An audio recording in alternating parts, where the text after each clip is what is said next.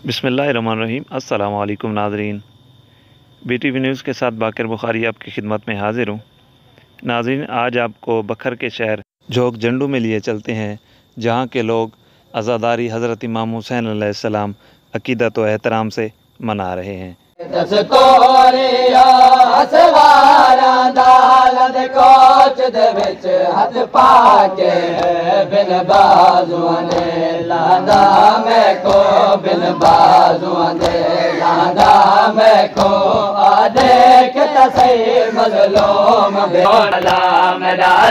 गवाह मेरी मशाक गवाह जिमें मैं पियाला दाज़ेन तो नाला से दाज़ेन तो नाला से कोई हसवार वाला मेरा अलाम गवाह मेरी मशाक गवाह जिमें मैं